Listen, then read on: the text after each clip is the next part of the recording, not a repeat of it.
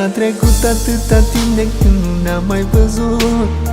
A trecut ceva vreme de când ai dispărut. Și cât va trece nimeni nu poate ști dacă noi într-o zi ne vom întâlni. A trecut o lume întreagă pe lângă noi, se interesau de noi amândoi. Pe nimeni în seamă la început n-am băgat, dar apoi după lume eu m-am luat.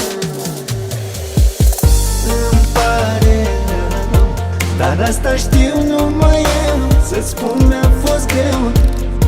Îmi pare rău că din tot orgoliul meu mi-am făcut mult rău. Îmi pare rău, dar asta știu numai eu, să-ți spun mi-a fost greu. Îmi pare rău că din tot orgoliul meu mi-am făcut mult rău.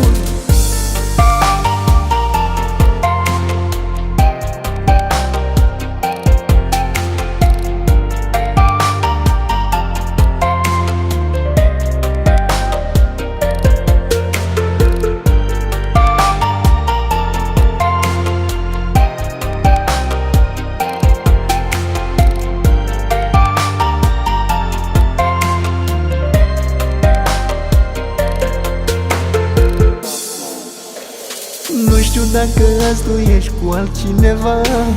Astăzi tot ce știu că nu mai ești în viața mea. Ce frumos era atunci când încă erai, când tu mă iubeai și mă sărutai. Amintirile au rămas în suflet vii, dar degeaba mi-amintesc că nu mai vii. Dacă te strigam atunci când tu ai plecat, poate nu dispăreai, poate ai mai fi stat.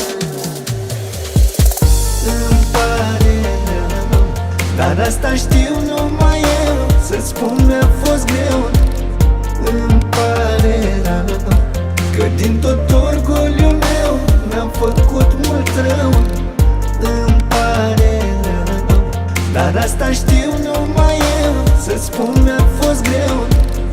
Îmi pare rău că din tot orgoliul meu mi-am făcut mult rău.